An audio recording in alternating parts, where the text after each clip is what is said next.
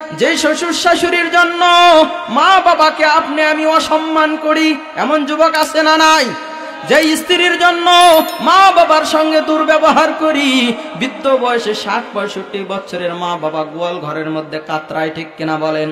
আর প্রাণের সুন্দরী স্ত্রীকে নিয়ে এসির মধ্যে শুয়ে, এরপরে কম্বলের মধ্যে ভিআইপি খাটের ওপরে শোয়, আর মাকে গোয়াল ঘরের গরু ছাগলের মূত্রের পিসাবের গন্ধবের মধ্যে শুয়ে রাখে, ঠিক কিনা বলেন?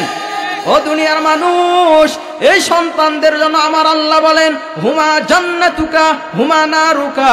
ওরে সন্তান, মা বাবা গোয়াল ঘরের মধ্যে শুয়ে যদি একটা হাম নিঃশ্বাস ফালায়, আহারে আব্দুল কাদের আমার পেটের মধ্যে ছিল, ওকে কত কষ্ট করে আমি লালন করেছি, বড় করেছি। আজকে সেই আব্দুল কাদের আমাকে গোয়াল ঘরের মধ্যে রেখে ওর স্ত্রীকে নিয়ে আরামে ভিআইপি রুমে ঘুমায়। আল্লাহকে যদি বলে আল্লাহ, আমার মা বাবা আমার সন্তানকে আমি এত কষ্ট করে বড় করেছি, আমার সন্তান তো আমার জন্য একটু ভালো রুমের ব্যবস্থা করতে পারত। এই কথা বলতে দেরি, মা বাবা বদদোয়া করলেও কবুল, দোয়া করলেও কবুল, ঠিক কিনা বলেন? মা বাবা দোয়া করলেও কি কবুল, বদদোয়া করলেও কবুল হয়ে যাবে। এটা কার কথা? আরো জোরে বলেন, কার কথা?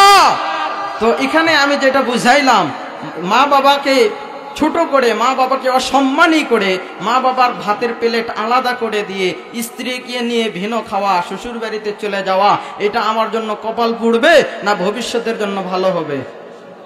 কি পুড়বে? জোরে বলেন, কি পুড়বে? কপালটা পুরোই কি পুড়ে যাবে, মানে জাহান্নামী হয়ে যাবে, ঠিক কিনা বলেন? প্রিয় হাজিরিন, এইবার বলতে চাই, এখানে যেনারা আছেন মা বাবার সঙ্গে যদি বেয়াদবি করে থাকেন, ক্ষমা চেয়ে নেবেন। রাজি আছেন তো? যদি বেঁচে থাকে ক্ষমা চেয়ে নেবেন, পা ধরা লাগবে না, শুধু মায়েকে একটু দয়ার নজরে গিয়ে বলবেন, ও মা, আমি এতদিন পর্যন্ত তোমার কদর বুঝি নাই, সম্মান বুঝি নাই। আজকে ফিরোজ কবির সিদ্দিকী হুজুর কোরআন হাদিস থেকে একটা বয়ান করেছে, আমার দিলটা পরিবর্তন হয়ে গিয়েছে। কোরআনের কথাগুলো এত সুন্দর, আমার আল্লাহ তোমাদের এত সম্মান দিয়েছে। আমি তো আগে বুঝি নাই, বইয়ের কথা মতো চলেছি, শ্বশুর শাশুড়ির কথা মতো চলেছি।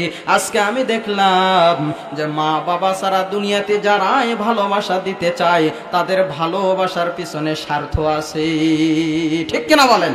তাদের ভালোবাসার পিছনে কি আছে? স্বার্থ আছে। একমাত্র মা বাবা তারাই যাদের ভালোবাসার পিছনে কোনো স্বার্থ কি, কোনো স্বার্থ নাই।